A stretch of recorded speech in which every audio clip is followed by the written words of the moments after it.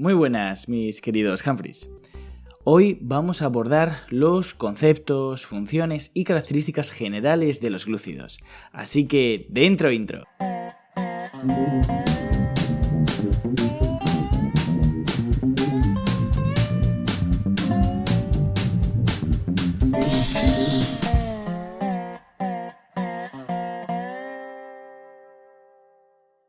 Bueno, como dije antes de la intro, hoy vamos a abordar las características generales de los glúcidos, el concepto, sus funciones y cómo se clasifican.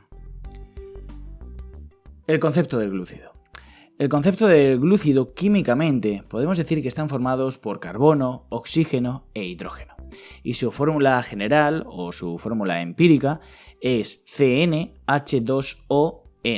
Es decir, que tradicionalmente también se han llamado carbohidratos o hidratos de carbono porque parecen corresponder a la reacción del carbono con una molécula de agua. Sin embargo, esto no es cierto, puesto que también tienen nitrógeno, fósforo y otros elementos.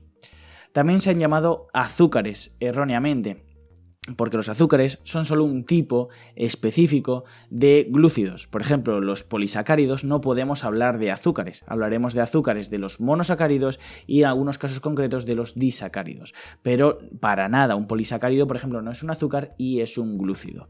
Por tanto, carbohidrato y azúcar está mal utilizado. Sacáridos puede estar mejor, aunque normalmente se refiere a los disacáridos. Lo que sí podemos decir es que todos los glúcidos presentan un grupo carbonilo, es decir, un átomo de carbono unido mediante un doble enlace a un oxígeno. La disposición de este grupo carbonilo puede ser terminal o estar en medio de la molécula. Así podemos hablar de grupo aldehído si está en disposición terminal o grupo cetona si estaría en una disposición media. Bueno, como dijimos, los glúcidos se caracterizan por presentar un grupo carbonilo. Ese grupo carbonilo, si es terminal, sería una función aldehído y por tanto diríamos que esa molécula es una polihidroxialdehído. ¿Por qué? Porque tiene muchos grupos hidroxilo, como podéis ver en la imagen, señalados o resaltados de forma amarilla, y luego tendremos una función carbonilo que en este caso concretamente sería un aldehído. Por eso hablamos de polihidroxi, porque tiene muchos grupos hidroxilo, y concretamente un grupo carbonilo aldehído, polihidroxialdehído. El otro caso lo haríamos de polihidroxicetona, por el mismo ejemplo, en el que tenemos muchos grupos hidroxilo y un grupo funcional carbonilo en forma de cetona. Ahí tenemos cómo tenemos varios grupos hidroxilo en esta molécula. Aquí tenemos los grupos funcionales, las moléculas, y por tanto podemos definirlas químicamente como polihidroxialdehídos, polihidroxicetonas, sus derivados y sus polímeros. Clasificación. Los monómeros son los monosacáridos, también denominados como osas, que pueden ser aldosas si tienen función aldehído o cetosas si tienen función cetona.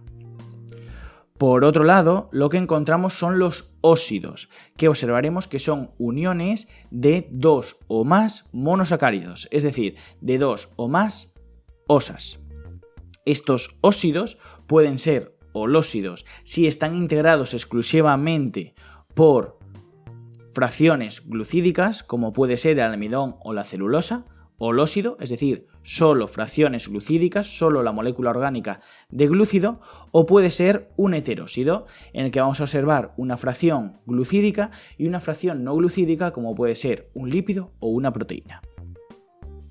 Dentro de los holósidos podemos distinguir oligosacáridos, oligo significando poco, es decir, de 2 a 10 monosacáridos unidos por enlace o glucosídico, y llamándose disacáridos, trisacáridos, tetrasacáridos, siendo los más comunes los disacáridos.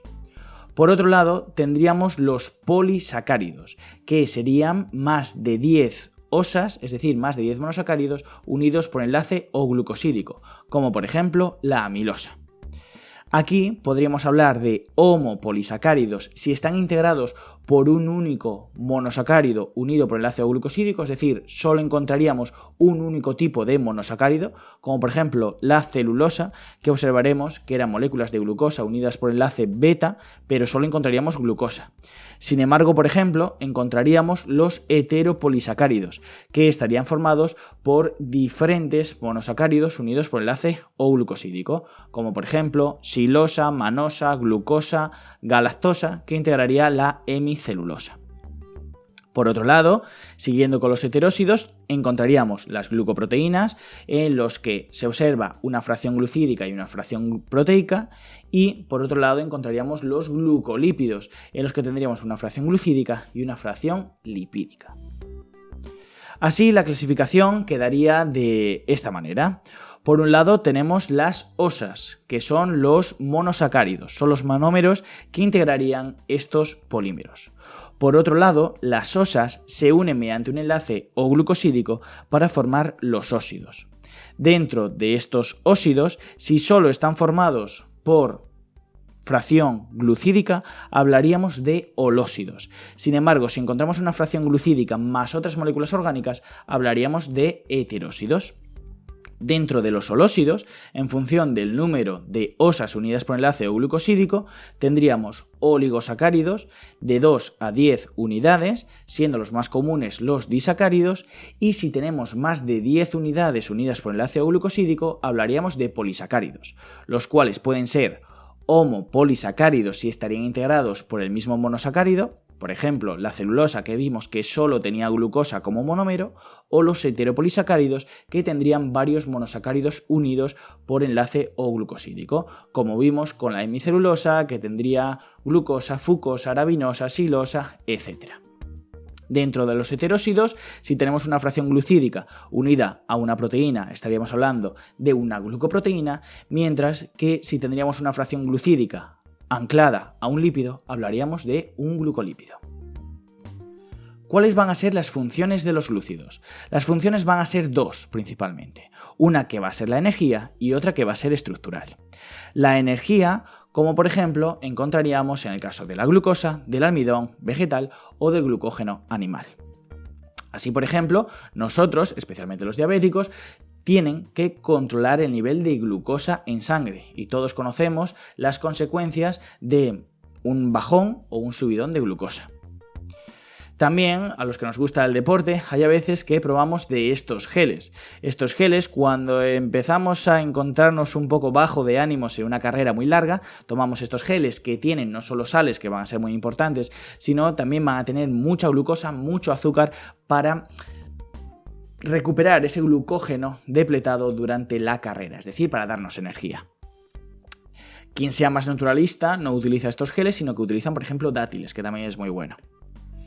La glucosa se puede asimilar como la gasolina de nuestro cuerpo, y por eso, si no tenemos glucosa, no tendríamos cierta parte de energía. Por eso es muy importante nivelar los niveles de glucemia en sangre.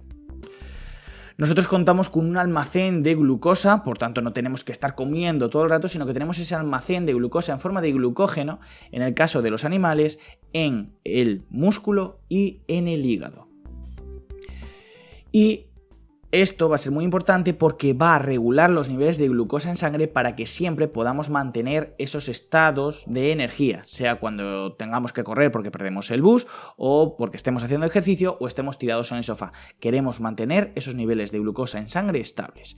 Aquí entra en juego el páncreas y el hígado.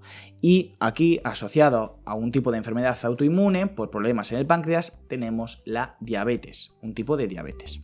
También tenemos que cuando hacemos mucho ejercicio, esa sensación de quemazón en el músculo es porque empezamos a acumular mucho lactato por un proceso de fermentación láctica que también puede ser convertido en el hígado en glucosa por una gluconeogénesis, y esto se conoce como el ciclo de Cori, también regulando esos niveles de glucemia basal. Por otro lado, ¿nunca os habéis preguntado por qué un árbol, a pesar de que esté talado, puede volver a brotar? Si no tiene las hojas, que es lo que le permite alimentarse, nutrirse por medio de la fotosíntesis, ¿cómo es que puede volver a brotar?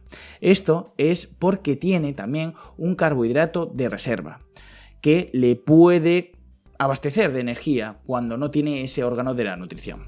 En este caso hablaremos de almidón, y es por eso por lo que podemos ver en árboles talados que vuelven a brotar, especialmente el plátano de sombra.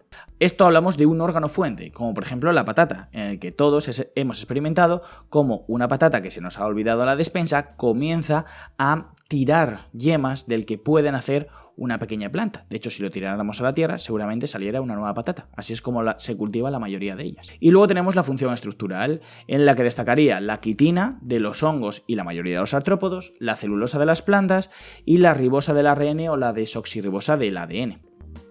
Por ejemplo, tenemos la quitina, que es un polímero altamente estructural por enlaces beta que le va a conferir mucha resistencia al exoesqueleto de los artrópodos.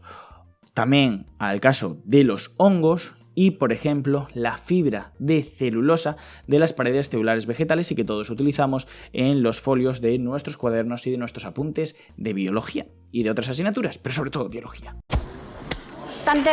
Y también la celulosa va a ser muy difícil de digerir y forma parte de la fibra que rige nuestra dieta. La fibra es buena porque favorece el tránsito gastrointestinal, pero como todo en nutrición y como todo en biología, no es ni buena ni mala, sino que depende de la dosis. Un exceso de fibra puede darnos problemas gastrointestinales, mientras que un déficit puede darnos también problemas gastrointestinales en todo lo contrario, que no vayamos al baño. Y hasta aquí este vídeo, espero que os haya servido de ayuda, que hayáis aprendido un poco más de los glúcidos y continuaríamos con la serie de glúcidos en los posteriores vídeos. ¡Hasta la próxima!